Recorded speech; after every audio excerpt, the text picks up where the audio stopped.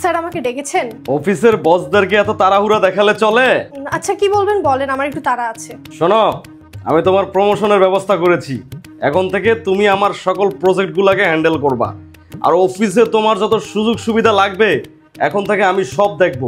But তার বিনিময়ে তোমাকেও তো আমার দিকে একটু তাকাতে হবে, তাই না? সেটা কিভাবে স্যার? এই ধরো, অফিসে আসার পর আমার একটু এক্সট্রা কেয়ার নিলা, আমার মন খারাপের সময় আমাকে একটু সময় দিলা, আমার সাথে দেশের বাইরে টুকটাক ট্যুর দিলা, তোমারও ভালো লাগলো, আমারও।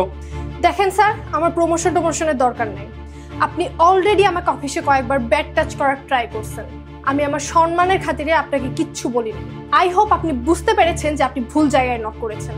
আমি ভুল জায়গায় নক করি নাই। আমি তোমার মতো এরকম মেয়ে অনেক দেখছি, এবং কি কইরা আমার উদ্দেশ্য হাসিল করতে হয় সেটাও আমি জানি। কি করবেন আপনি? তোমার স্যালারি আটকে দিব, তোমার ইনক্রিমেন্ট আটকে দিব।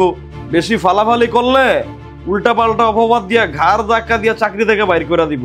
বাঙ্গির পুত নারীদেরকে কি তুই তোর ভোগের পণ্য মনে করস? তোরা যে এক নারী জন্ম দিছে ওটা কি তুই ভুলে গেছস? আরে তোর মতো কুলাঙ্গারদের বুঝে লাভ কি? তোদের তো উচিত শিক্ষা দিতে হয়। আমি জানতাম অফিস শেষে তুই এই জন্যই আমার তোর ক্যাবিনে রাখছস।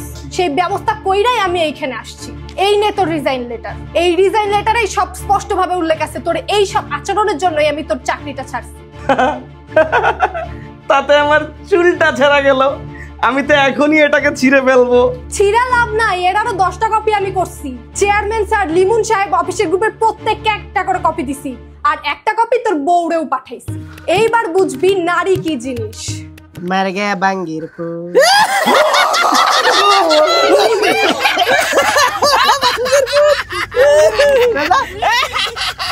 সকল নারীদের কাছে আমার একটাই অনুরোধ, আপনি যদি আপনার কর্মক্ষেত্রে এইরকম কোনো লম্পটের মুখোমুখি হন তাহলে সাথে সাথে তার প্রতিবাদ করুন।